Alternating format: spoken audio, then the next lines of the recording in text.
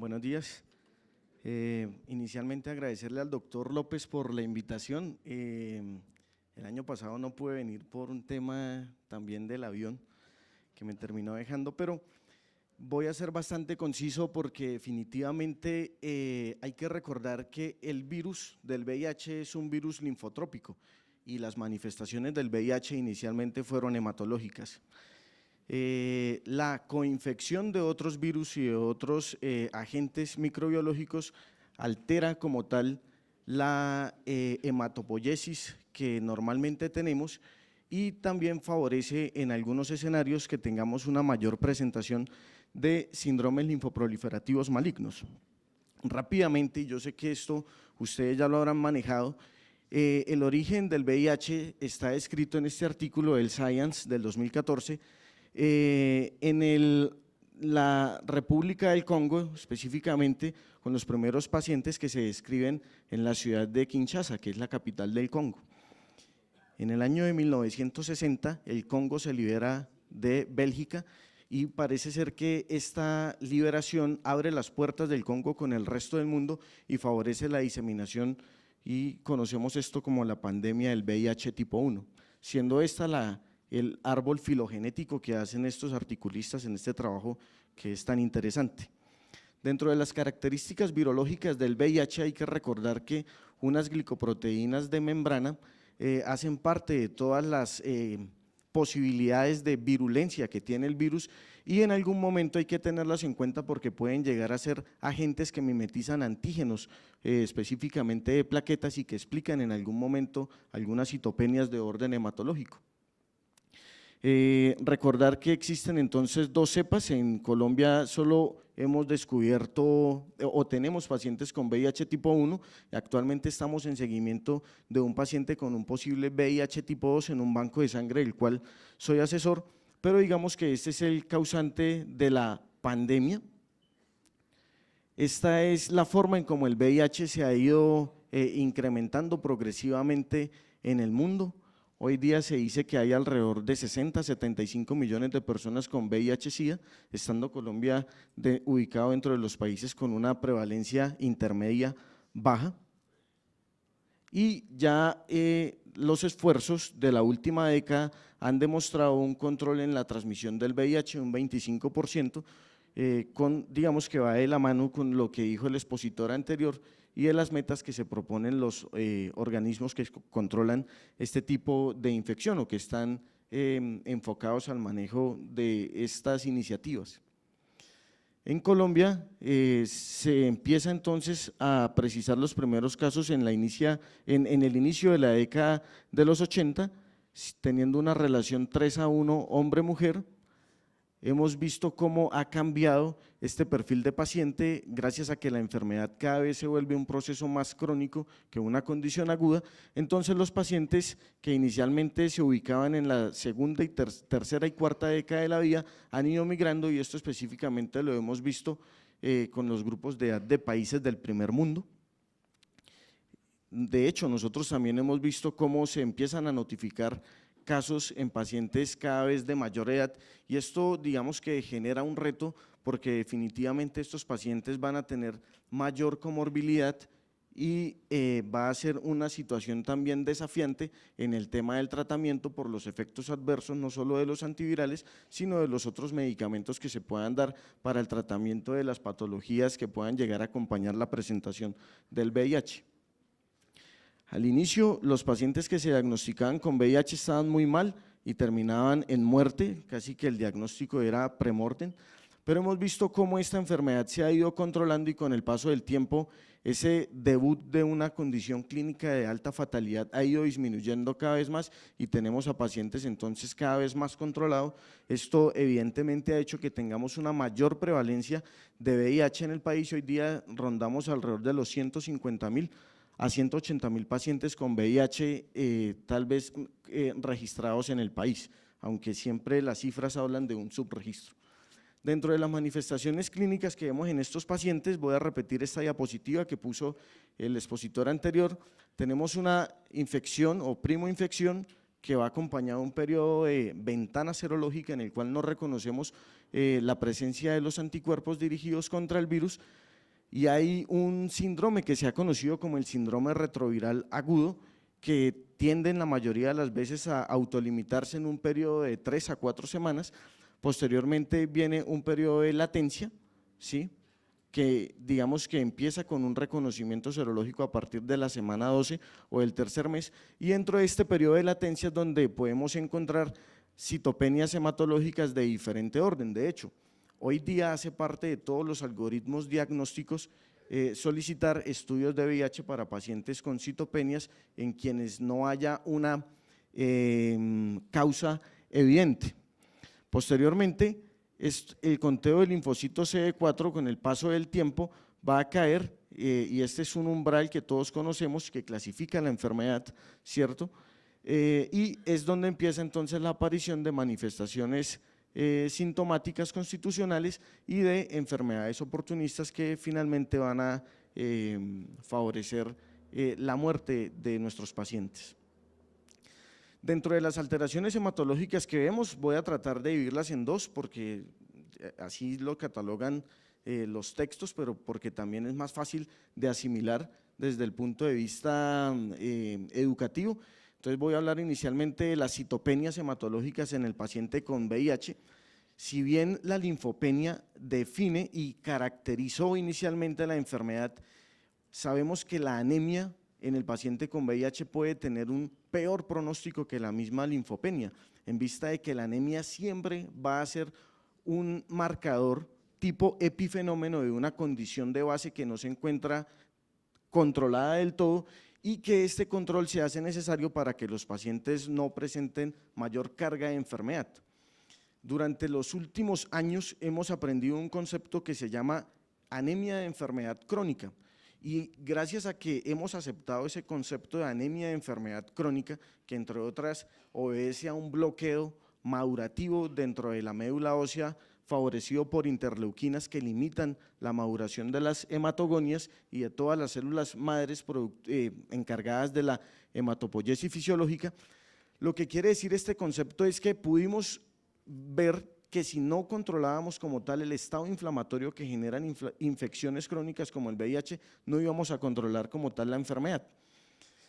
Estos pacientes exhiben una cosa que se llama una ferropenia funcional, en vista de que no tienen la capacidad de ceder, ¿sí?, los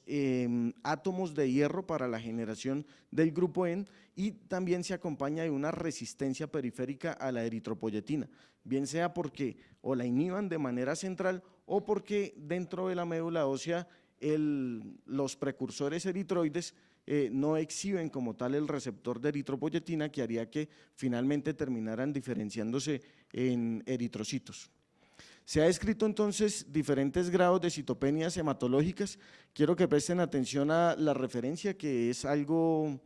antigua, pero que al inicio, como les decía, en el 87 se describía que estos pacientes debutaban era con pancitopenia. De hecho, el diagnóstico diferencial de un paciente con VIH para esta época era una leucemia aguda. Diferentes grados, entonces para anemia se describía inicialmente el 70%, linfopenia el 70%, neutropenia el 50%, trombocitopenia también el 40%. A mayor magnitud de inmunosupresión, mayor magnitud de este tipo de citopenias, la trombocitopenia se dice que es la citopenia hematológica que más se presenta dentro de un marcador aislado. Se ha visto que estos pacientes exhiben también fenómenos de autoinmunidad y el CUNS se positiviza hasta en el 21% de los pacientes. Y también voy a hablar un poco de las alteraciones de la hemostasia, específicamente la tendencia a la trombosis que estos pacientes también presentan. Dentro del impacto de la hematopoiesis, el virus como tal tiene un efecto citotóxico dentro de los precursores hematopoyéticos e inhibe como tal la diferenciación de estas células inmaduras. Hay unas proteínas de superficie que van a activar unas vías inflamatorias y va a conducir entonces esto a un freno medular. La interleuquina 6 inhibe como tal la síntesis de epsidina y a nivel del intestino va a bloquear entonces la absorción del hierro, en vista de que va a bloquear las compuertas de ferroportina que están en la lámina basal del intestino, y se ha visto que también existe una pobre respuesta a la eritropoyetina endógena. Así como también hay una disminución en la respuesta para todo lo que son aquellos factores estimuladores de colonias. Esto va a hacer entonces que a nivel central tengamos un bloqueo madurativo que en la mayoría de las veces es multifactorial, y esta es la palabra clave para describir a la anemia de estos pacientes, básicamente porque hay disminución en la producción, pero también porque hay un incremento en la destrucción periférica de cada una de estas formas celulares en el torrente sanguíneo, en la sangre periférica, y esto es lo que va a conducir entonces a los diferentes grados de citopenias. Ya voy a comentar esa parte también. Los medicamentos, la lista es larguísima, pero entendemos entonces que los medicamentos que damos a estos pacientes también tienen el potencial de generar cada una de estas citopenias hematológicas. El doctor ya estaba diciendo, nuestros pacientes exhiben estas características en su biotipo, ¿sí? Y básicamente también porque se van a acompañar de otras infecciones asociadas que dentro de la médula ósea van a incrementar como tal ese freno intramedular, y apuesto que ustedes han visto en algún momento histoplasmosis como manifestación de un síndrome hemofagocítico y anemia o pancitopenia en estos pacientes, el parvovirus que en estos pacientes causa una anemia crónica en la cual a veces el tratamiento que les puede llegar a servir es la gamaglobulina intravenosa. Y pues digamos que esto es lo que conocemos o englobamos como el concepto de anemia de la enfermedad crónica. ¿Cómo se comprometía la anemia o cómo comprometía la anemia y qué proporción de pacientes comprometía la anemia para la década de los 80-90? Hasta el 35-43%, incluso el articulista de este trabajo termina diciendo que cuando cambiaron el umbral, porque en este momento definían anemia por debajo de 10 gramos por decilitro, pero cuando volvieron a ver el trabajo definiendo la anemia con la definición actual de la OMS, que es por debajo de 12 gramos por decilitro, hasta el 60% de los pacientes tuvo anemia, y esta anemia va a ser cada vez mayor a medida que el paciente tenga una enfermedad más avanzada. Estos son los factores de riesgos que se han descrito, pero algunos de ellos en realidad son definitorios de la enfermedad. Puede ser un hallazgo netamente incidental o puede ser francamente sintomático y requerir soporte transfusional. Dentro del soporte transfusional se recomienda que estos pacientes se transfundan con glóbulos rojos leucorreducidos para evitar la transmisión de citomegalovirus. Y quiero que ustedes se den cuenta acá del factor pronóstico que tiene la anemia independiente del nivel de conteo de CD4, en vista de que estos pacientes que tienen anemia independiente del conteo de CD4, ustedes se dan cuenta aquí que está categorizado en rangos de 50 hasta mayores de 200, pero independiente del estado inmunológico, los pacientes van a presentar una mayor mortalidad si tienen o no tienen anemia. Y esto es un factor de riesgo independiente para desenlaces adversos en este grupo de pacientes. Y es mucho más predictor el hecho de que el paciente no responda a la anemia. Si el paciente no responde y no recupera la anemia en un periodo prudencial de 6 a 12 meses, estos pacientes van a tener un desenlace francamente adverso, y digamos que esa es la razón por la cual quisiera uno sensibilizar al auditorio para que no se subvalore el, digamos que, posible impacto fatal que pueda llegar a tener la anemia dentro de estos pacientes. Lo que puede llegar a favorecer entonces la recuperación de la anemia es el inicio temprano de la terapia de alta efectividad. Si bien se desconoce su mecanismo exacto, la forma en como nosotros decimos que estos pacientes son anémicos es porque tienen muchas condiciones que se asocian al desarrollo de la anemia.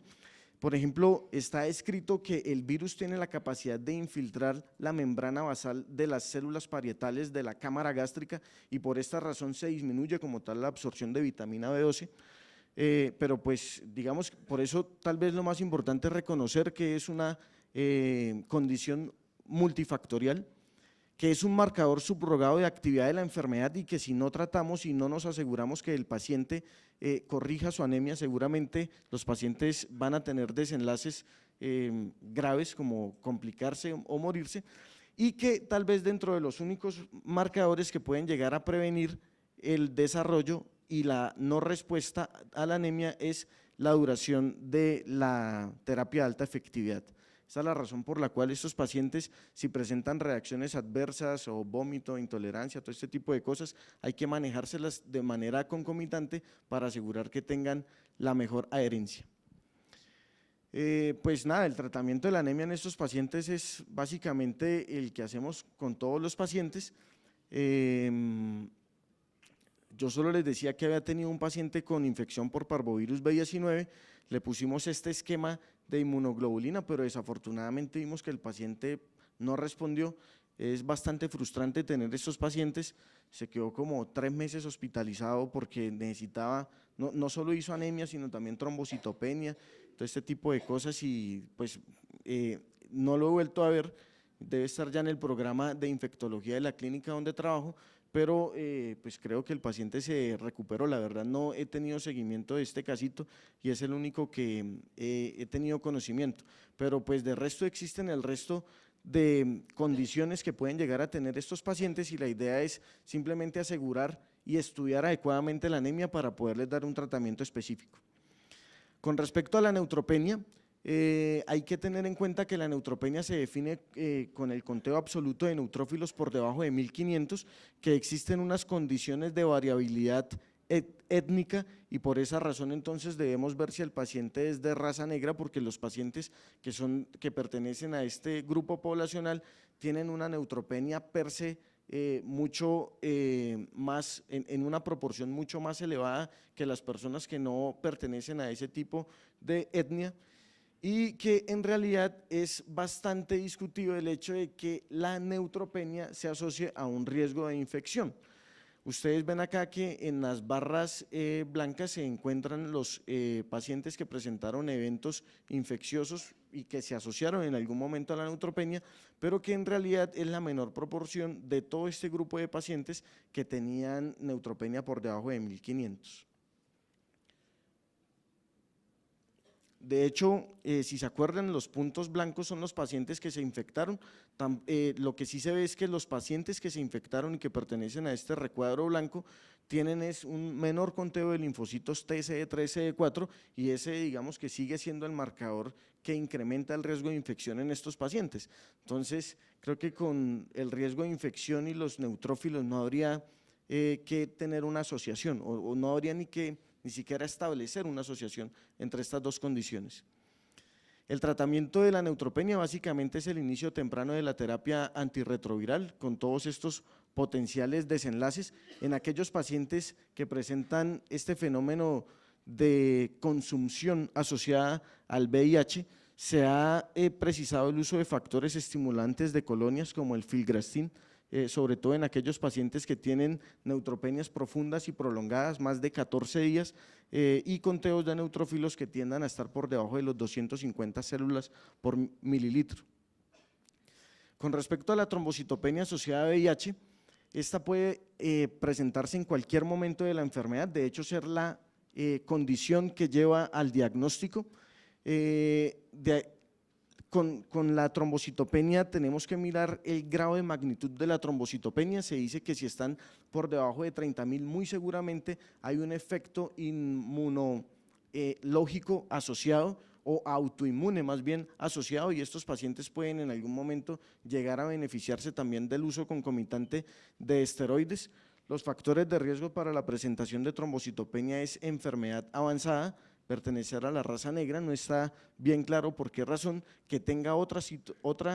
citopenia asociada, que tenga coinfección por el virus de la hepatitis C, y pues hay que recordar que es allí en el hígado donde se produce la trombopoyetina, y al haber una disminución de la trombopoyetina habría entonces una disminución como tal de toda la diferenciación de la línea megacariocítica plaqueta,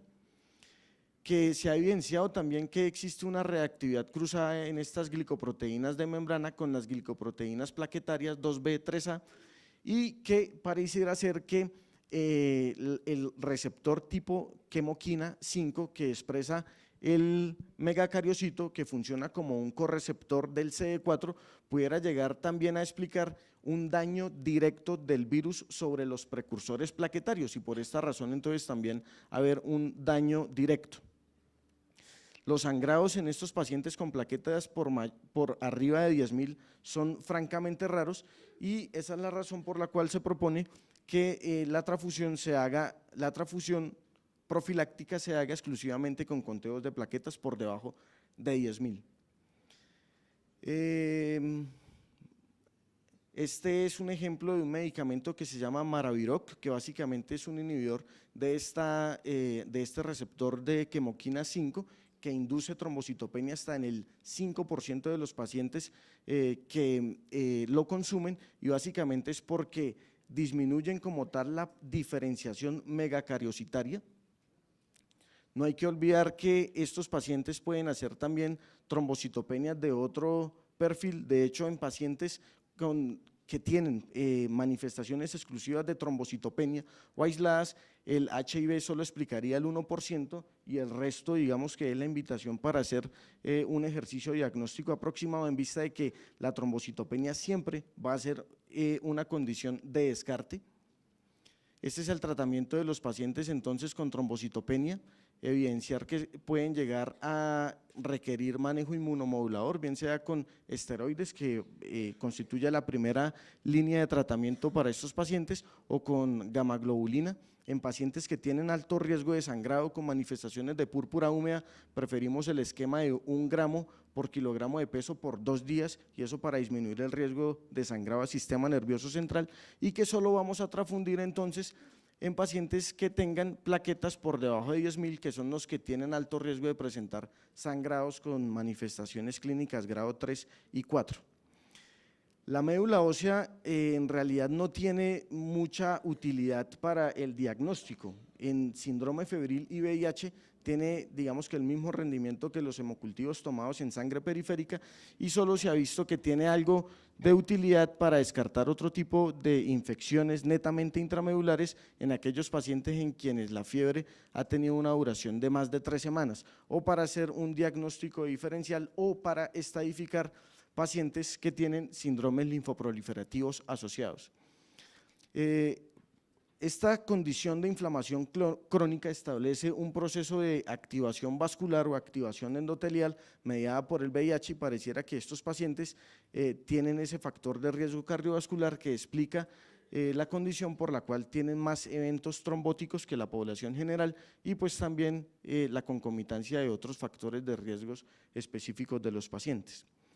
Un artículo de aquí de Medellín, esto es de pacientes de la Clínica La María, tomó pacientes con linfadenopatías VIH y se dio cuenta que tenían todas estas condiciones etiológicas que se asocian, digamos que a tratamientos específicos. De hecho, la invitación de estos autores en la conclusión del trabajo es que paciente con VIH, independiente del estadio clínico en el que se encuentre y adenopatías, vaya a una biopsia porque definitivamente va a haber diagnóstico. Lo que me llama a mí la atención es que cerca del 40% de los pacientes que tuvieron algún hallazgo de interés quedaron netamente como cambios reactivos, y dentro de esos cambios reactivos la propuesta es agotar el diagnóstico porque en realidad fue, digamos que el segundo en orden de frecuencia. Y dentro de esos cambios reactivos hay una enfermedad que ha venido incrementando la incidencia en pacientes con VIH, se llama la enfermedad de Castleman, específicamente de presentación multicéntrica. Este es un síndrome linfoproliferativo benigno que se caracteriza porque los pacientes presentan todo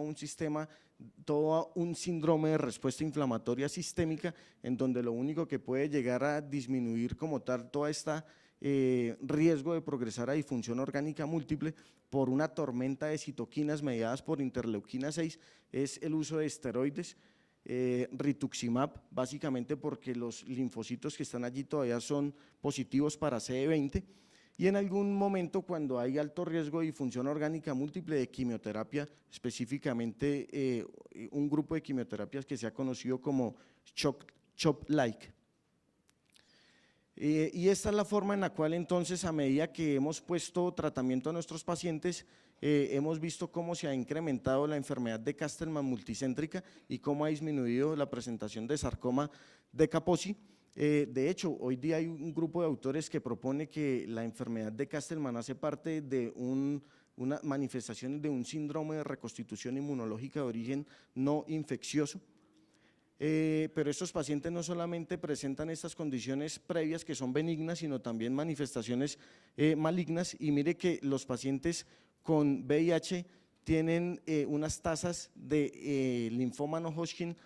mucho más elevadas que los pacientes que no tienen este factor de riesgo, y hay que decir que el VIH es un factor de riesgo para el desarrollo de neoplasias, al punto en el que estas 4 neoplasias que yo les agrupo aquí en este pequeño recuadro fueron en algún momento consideradas y son hoy día consideradas como enfermedades definitorias del VIH. Quiero que le presten atención a cada uno de ellos porque cada uno de ellos se asocia, este es el riesgo y la condición por la cual fueron definitorias de VIH, y es porque el hecho de tener un sarcoma de Kaposi daba una tasa estandarizada de cerca de 200, eso básicamente es hacer el diagnóstico de VIH sin hacer ninguna otra prueba. Y digamos que esto viene definido básicamente a través de otras coinfecciones, como por ejemplo el herpes virus humano tipo 8, que se asocia al sarcoma de Kaposi, al linfoma no Hodgkin, al linfoma de fusión primaria, al linfoma plasmablástico, el virus Epstein-Barr, que estos dos también hacen parte de los herpes virus, al linfoma no Hodgkin, y dentro de ellos al de sistema nervioso central, al Burkitt, al linfoma de fusión primaria, también al linfoma Hodgkin y a otros tumores que son de origen sólido, el BPH, que hace parte también de, hoy sabemos que es un factor de riesgo importantísimo para el desarrollo de CA de cervix, y la infección concomitante de virus hepatotropos que favorece el cáncer de hígado. Entonces, si ustedes se dan cuenta, son esas malignidades y la coinfección lo que explicaría el factor de riesgo por la cual estos pacientes terminan haciendo cáncer en algún momento de su vida. Pero afortunadamente hemos venido controlando y mire cómo han venido disminuyendo marcadamente las tasas en el último decenio, no solo para sarcoma de Kaposi, sino para linfoma no Hodgkin, pero digamos que en nuestro país tenemos pues desde la prepagada hasta el paciente que no tiene ningún sistema de seguridad social, y estos pacientes que yo les mostré de los estudios de finales de los 80 todavía los seguimos viendo en nuestros hospitales. Lo cierto es que el tratamiento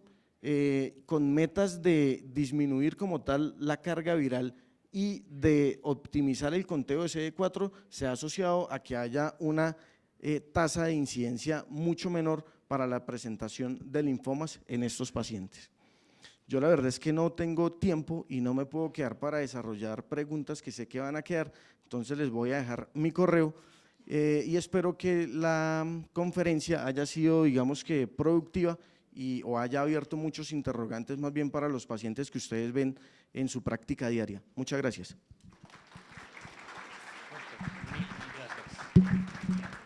Doctor Tolosa, mil y mil gracias, lo están esperando.